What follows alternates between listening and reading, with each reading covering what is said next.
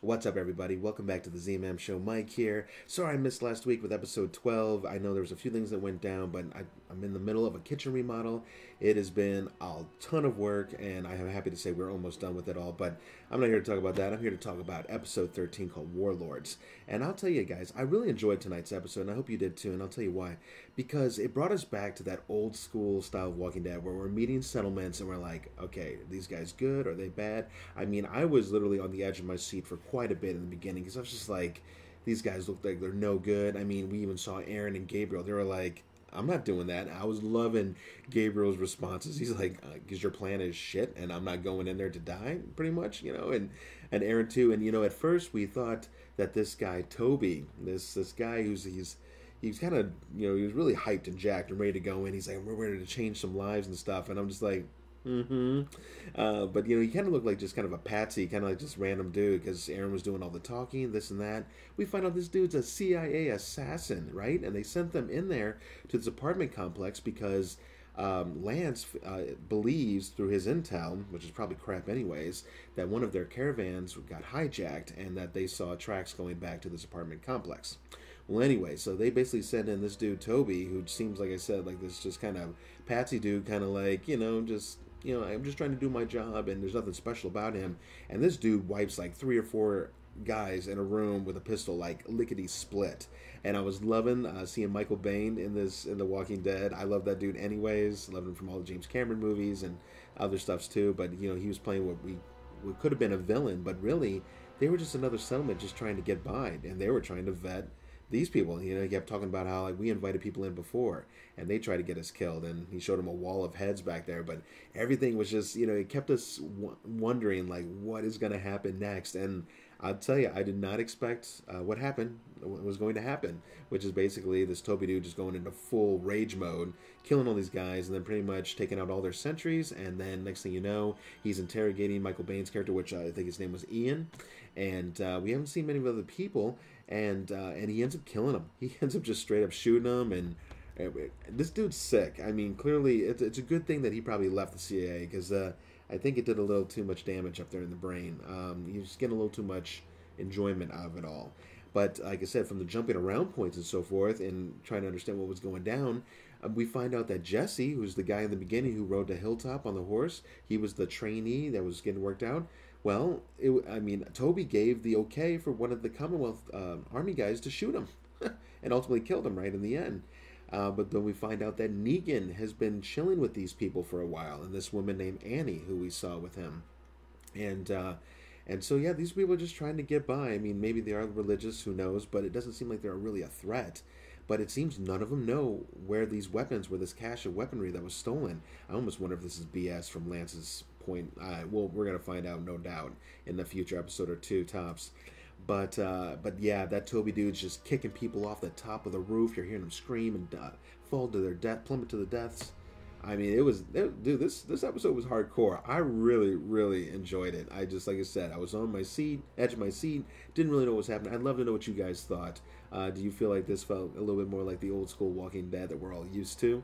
I know the Commonwealth has been I'll just say interesting story, meaning it's kind of had its highs and lows, but I have a feeling like now that we're finally getting towards the back half of this part 2 season, and now we're going to be heading into the third as we head in, I guess, late summer into the fall, it's going to be a mess of things. And I guess it may be the fall of the Commonwealth in general, or I don't know, and maybe there's something else that's going to come into play, but there's not a whole lot of time to get any other big players into this show. So obviously Lance, he's going for a power play. He was hoping that Alexandria and Hilltop and whatever other ones could be like his little power 3 Oceanside, I guess, and see maybe he could be the leader of them. Pamela would say, okay, you lead these or whatever, to prove his worth. There's also another thing that kind of I noticed with my wife. We heard that Pamela made a comment, said, I think it was episode 12, last week's, it said something about like, you've been like this all our lives or something like that, which makes it sound like they've known each other for a very, very, very long time. Not so much like just like, hey, since the fall, or I think they knew each other prior to the fall, and maybe childhood friends. We were thinking maybe brother and sister. I don't know, they don't really look alike, but there's going to be some kind of aha moment where you're going to be like, oh, okay, I don't know if I saw that one coming either. So definitely on the way. Give me your thoughts if you think. I was leaning towards the brother sister. I know it's unlikely. Maybe they're family members, maybe cousins or something. I don't know. That's probably diving a little deep there. But also, more importantly, what is going to happen now that Aaron and Eugene have caused a little bit of chaos here? Because while Ian was being interrogated by this Toby CIA assassin dude, Gabriel decides to jump in and punches the dude right in the face. And Toby's like, cuff that guy, right? So Gabriel's over there being cuffed and detained. Aaron's just like, oh my God, what the hell's going to go on now? And then after seeing Jesse get shot, he takes his just amazing little battering ram arm spiked thing and just nails that one Commonwealth soldier right in the face. Probably killed the guy or whatever. And that's when Toby drew on Aaron. That could have been lights out right there, but magically he was out of bullets. Don't know how that exactly happened, but it did. And so probably, I guess, because he put off several shots, I guess killing all those guys inside, I guess it makes sense. But yeah, so I mean, Aaron was pretty much the front speaker for Alexandria with the combination to the Commonwealth. I mean, as soon as Lance finds this out, I mean, this is no bueno, guys. They're in some deep stuff now, and I guess this is going to be that rift that starts to tear the communities apart. And obviously, any friends that we have inside the Commonwealth, they're going to be like, okay, that's it. And so maybe this ties all the way back to, remember that scene we saw? I think it was around, I don't know if it was episode 11 or so, but we saw that scene of Daryl. He was outside with the Commonwealth people, and he says something like, it doesn't have to be this way, and Maggie says something back to him. Anyways, I don't know if this has something to do with that. It's all leading up to that scene and where things are at high tensions.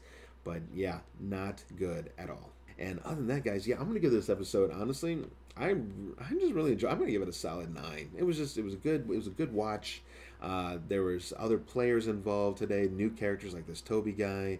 High stakes were on the line. You didn't really know what was going to go down, especially with all these characters, because between Aaron, Gabriel, Negan, I mean, none of those guys have plot armor, as I've been calling it over the last season or two, because we know Darren Carroll have their spinoff, and then now there's been another one announced, and for the life of me, I can't remember who's in that one, but the only point is, I hate when they announce these things, because you know who's safe. You know who's going to make it out of it all. So, anyways, I hope you guys enjoyed this little rant on episode 13. Make sure to like and subscribe. Check out my Dead Nightmare series if you get a chance. Believe it or not, guys, I've only been saying it probably for like the last 6 months, but we are actually getting prepared to start filming once again. So, again, if you like indie zombie stuff, no Walking Dead, but it's fun, and we had a good time with it. So, with that said, I am Mike with the ZMAM Show, and I will catch you guys at the next review. See you guys.